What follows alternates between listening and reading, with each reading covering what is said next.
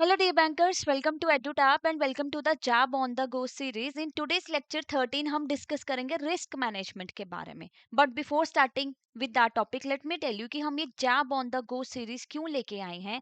The main objective behind bringing this series is कि आप चलते फिरते कहीं से भी ना 10 to 15 मिनट्स की रिकॉर्डिंग देख के अपने कॉन्सेप्ट्स को जो है वो क्लियर करते जाएं और जैब में 2026 के आपकी इतने अच्छे से प्रिपरेशन हो जाए कि आपको बाद में पैनिक फील ना हो.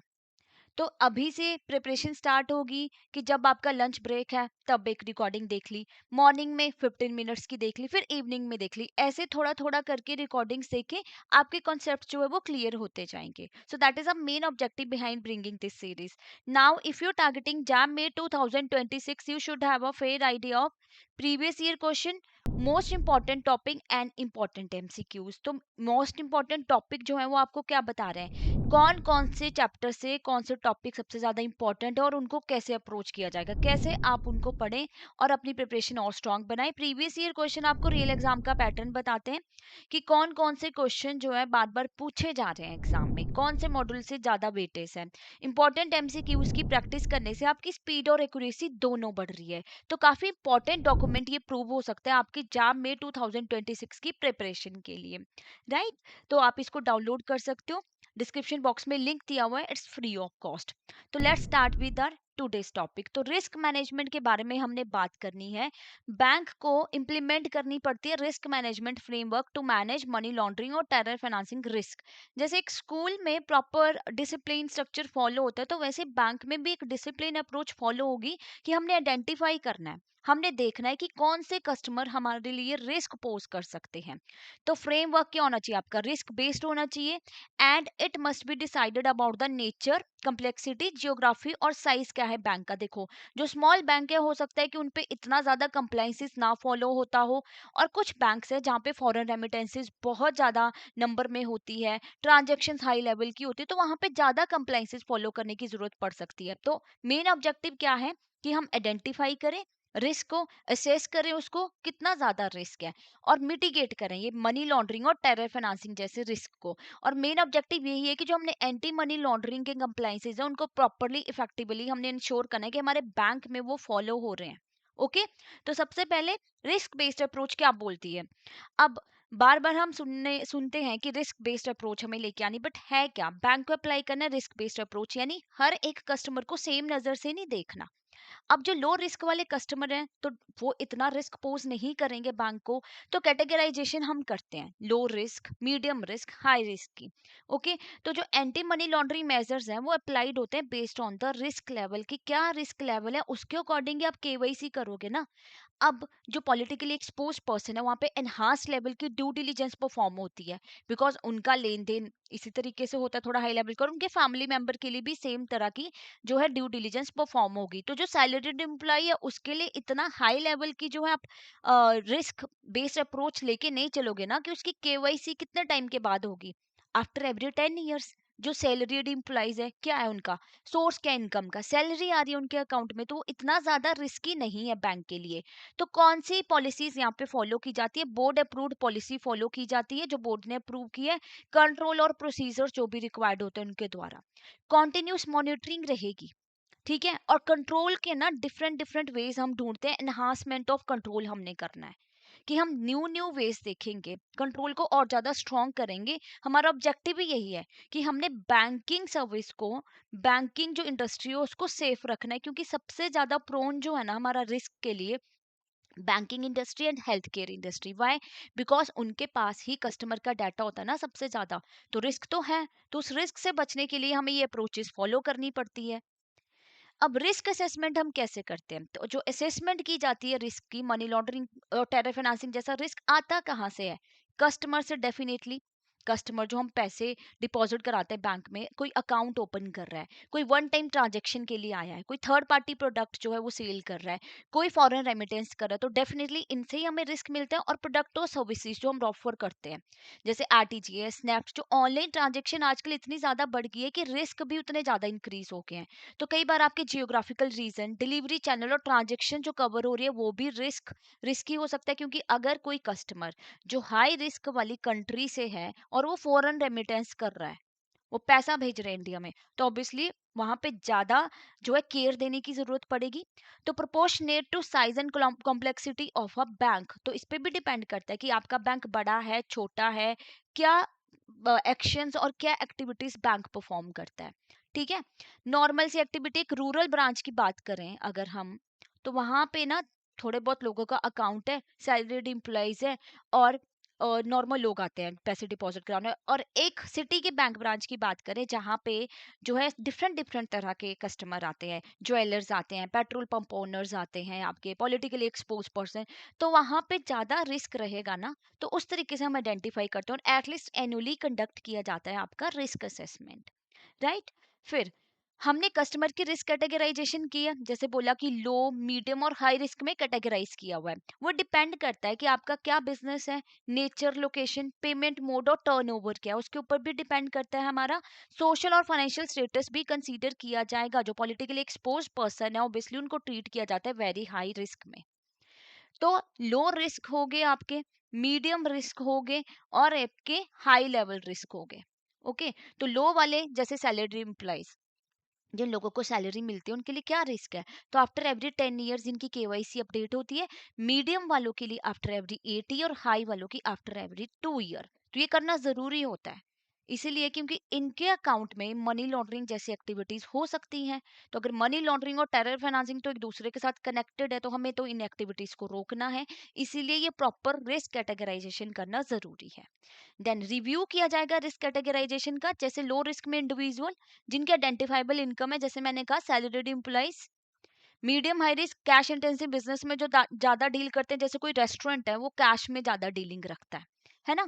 Jewellers, petrol pump, high turnovers entities, तो ये हाई रिस्क में आ गए आपके पॉलिटिकली एक्सपोज्ड पर्सन। तो ये रिस्क के बेस पे इनकी कैटेगराइजेशन की जाती है और रिव्यू किया जाता है। तो इनका रिव्यू कैसे होता है, रिस्क का रिव्यू किया जाता है एटलीस्ट वंस एवरी 6 मंथ और ऑन अ न्यू इन्फॉर्मेशन। तो ये करना जरूरी होता है आफ्टर एवरी 6 मंथ, कि हमें पता चले। क्योंकि ये तो हमें समझ आ गया कि सैलरी एम्प्लॉइज ऑब्वियसली उसके अकाउंट में रिस्क कम है, बट एक स्टूडेंट के अकाउंट में अगर एकदम से कैश आने लग जाए बहुत ज्यादा, then what. Petrol pump owners होते हैं जो कैश में डील करते हैं, ज्वेलर्स होते हैं, तो ये रिस्की कस्टमर्स रहते हैं, तो इनके अकाउंट पे ना एक्स्ट्रा मॉनिटरिंग की जाती है बैंक की साइड से। Role of audit and oversight क्या प्ले करता है, हमारा क्या रोल है अगर हम ऑडिट करते हैं, जैसे बैंक ऑडिट होता है वैसे कस्टमर का अकाउंट का भी ऑडिट किया जाता है। तो proper management, oversight and strong internal controls बहुत इंपॉर्टेंट रोल प्ले करते हैं। इंटरनल ऑडिट इवेल्युएट करते हैं हमारे एंटी मनी लॉन्ड्रिंग और केवाईसी कंप्लाइंसेस को। तो कॉन्करेंट ऑडिटर्स वेरीफाई करेंगे कि ब्रांच लेवल कंप्लाइंसेस फॉलो हो रही है कि नहीं हो रही है, and finding place before audit committee quarterly. तो ये सारी चीजें आगे बताई जाती है कि ये ऑडिट हुआ, ये कस्टमर का अकाउंट था, ठीक है, ये रिस्क वाले कस्टमर थे तो इनके एनहांस लेवल की ड्यू डिलीजेंस परफॉर्म की। तो सारी चीजें जो बताई जाती है, और ऑडिट करने से ना एक एक बैंक ना सेफ रहता है। ओवरसाइट जब हम देते हैं, जब हमें पता है कि हमारे बैंक में किस तरीके के कस्टमर हैं, कौन से अकाउंट्स में डील कर रहा है, तो एक तरीके से एक प्रॉपर ओवरऑल कंप्लाइंसेस फॉलो हो जाती है।